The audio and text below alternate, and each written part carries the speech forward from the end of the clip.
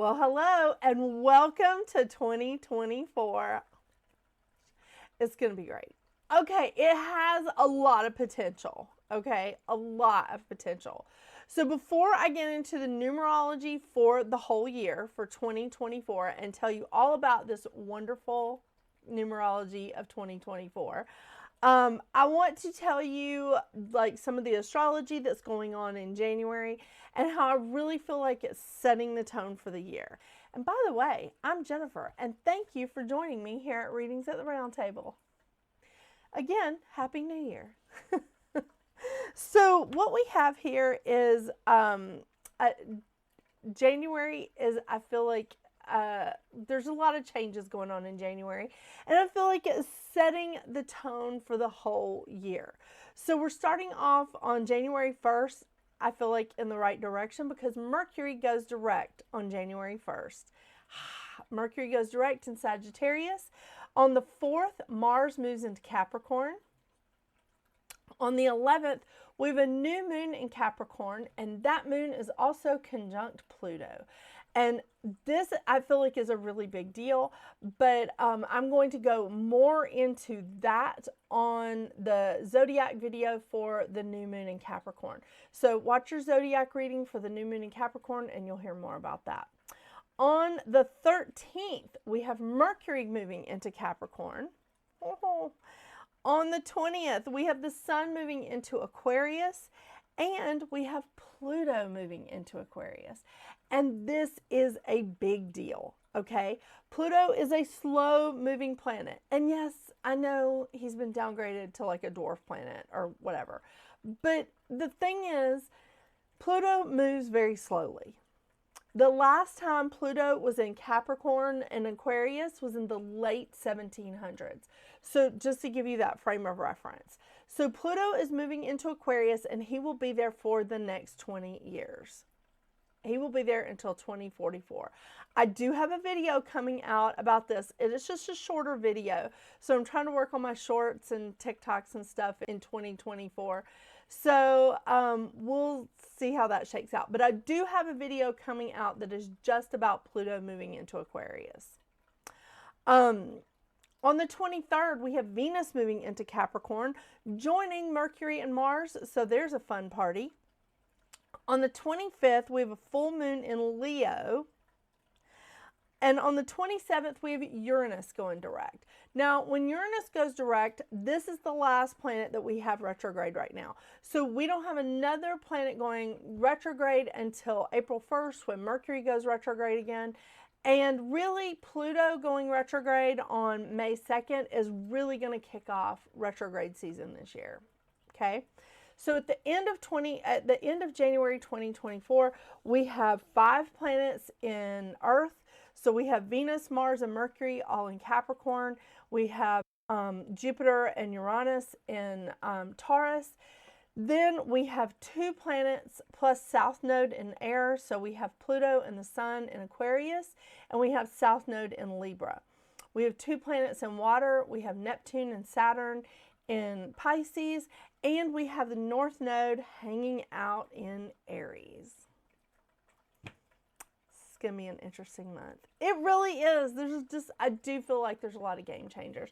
But I want to tell you the numerology for the year because you know I've been waiting on this.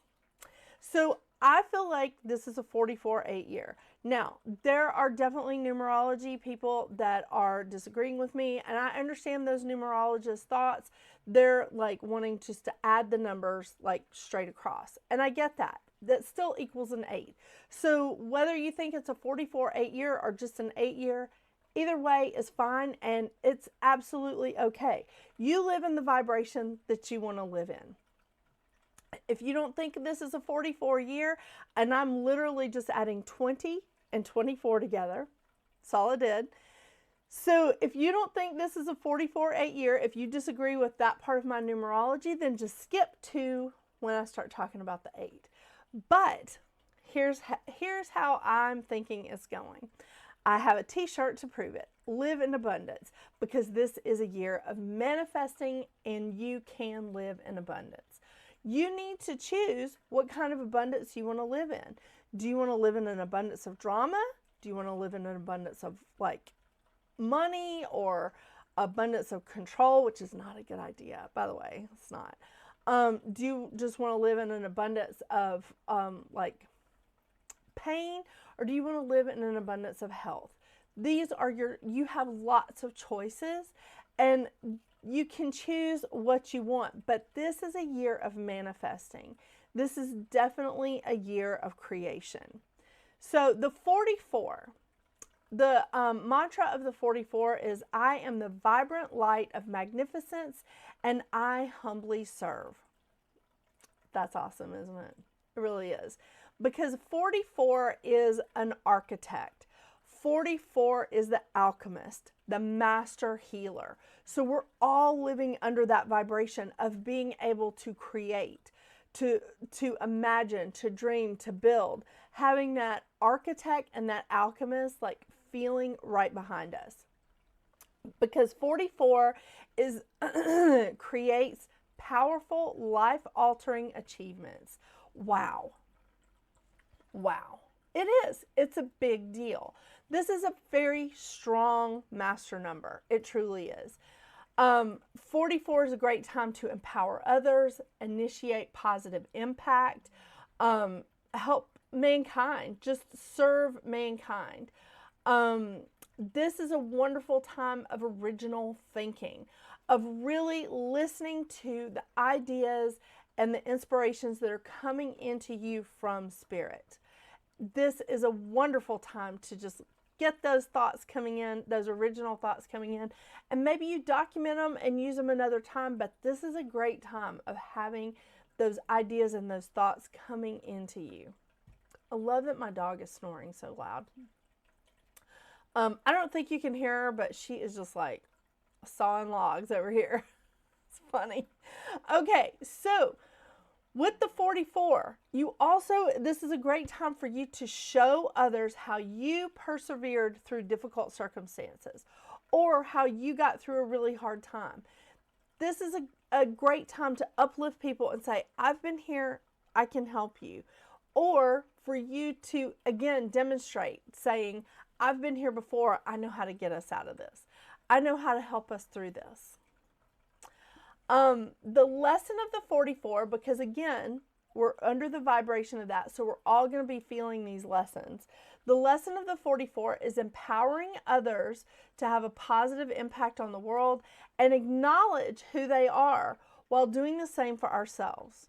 So this is a time of us understanding and recognizing that they're doing a great job.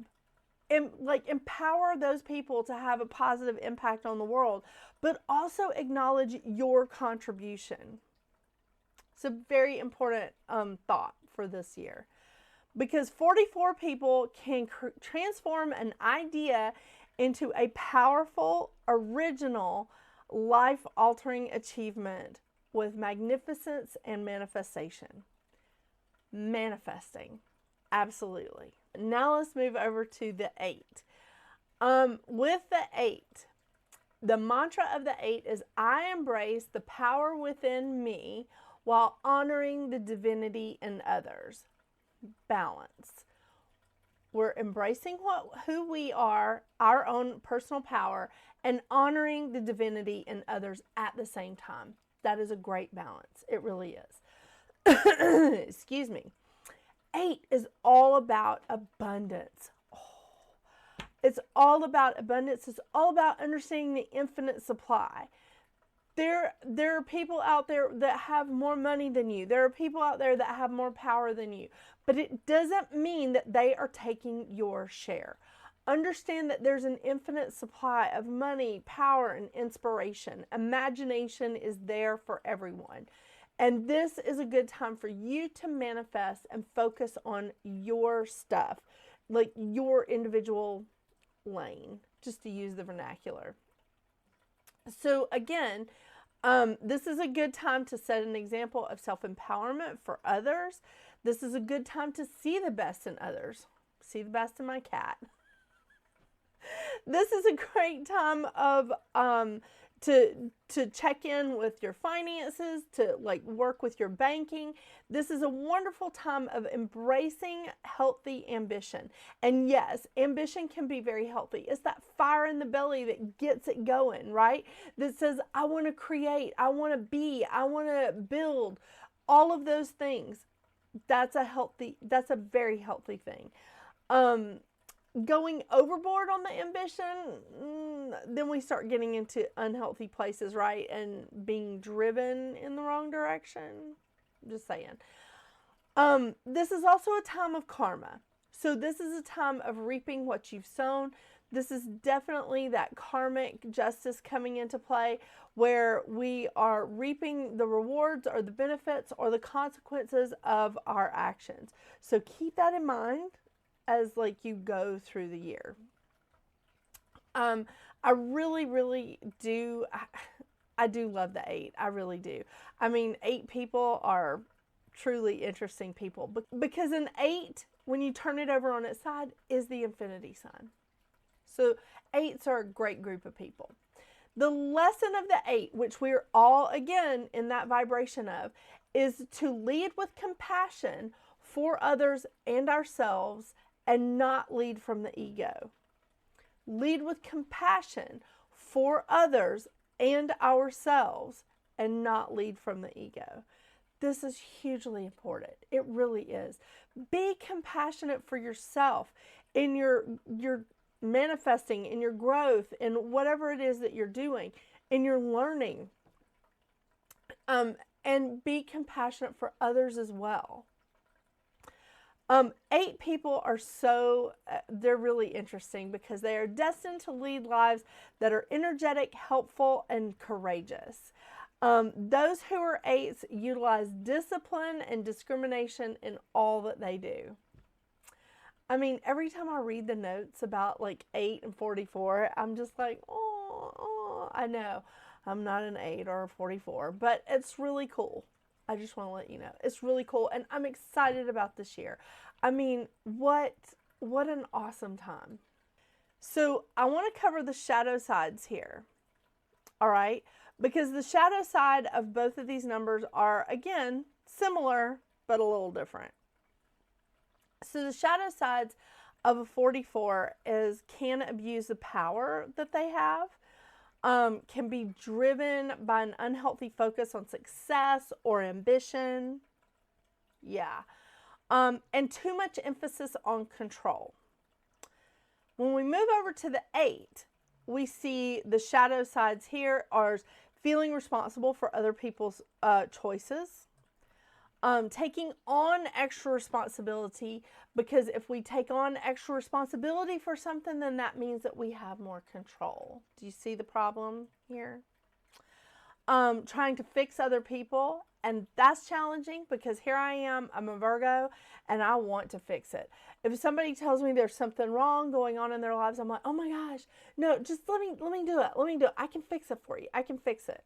That's not always the answer. It's not really ever the answer. Helping people out when they ask for help is a different thing than trying to fix other people's problems or to fix them.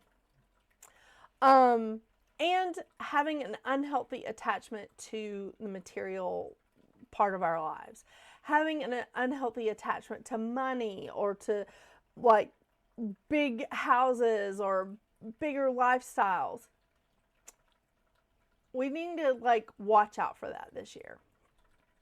The overall thing that is going on in 2024 is you need to acknowledge that there's plenty of power, imagination, inspiration. There's plenty of that control going around. And if you feel like that if you're working in a group or a business or a community or even in any kind of partnership like a relationship, and you feel like the other person is controlling, step back and look at your contribution. Do you feel like you're contributing enough? Or can you acknowledge that they're doing a good job and that so are you? Can you acknowledge that? Because once you have that balance, this year is going to be off the chart. It really is. You have a choice here. Look at your contribution before you start calling out other people and going, they're really controlling. Step back and acknowledge your own contribution. You're probably doing some pretty great things.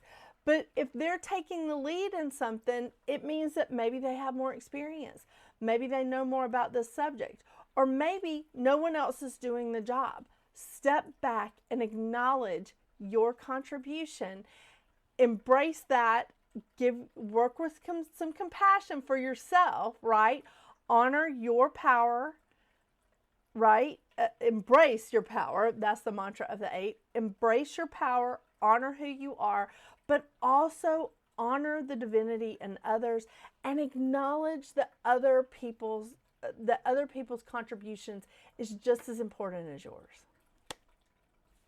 I think this really can be a fantastic year if we choose it. This is definitely a year of abundance. It's definitely a year of manifesting. So what do you want in your life? What are you looking for? Do you want to manifest a stronger relationship? Do you want to manifest like a business that you already have to grow? Or do you want to start a business or grow your career? This is a great year for you to work as the alchemist and create what you want. I'm excited. I'm excited. Okay, let's see what the month of January holds for your individual life path numbers. And just to let you know, January's numerology is your life path number. So if you're a life path 1, the numerology for you is going to be a 1. If you're a 44, the numerology for you is actually an 8. I added and added and added. It is an 8. So everybody else's numerology for the month is their life path number, but I think this is great. So let's see. I think this is another way of kicking the year off just right. It doesn't always happen in January, but a couple of times a year we do have our life path numbers as our numerology. So I know I feel like this is a great way to kick off the year. So let's see what the cards say for your January 2024, and let's kick this year off right.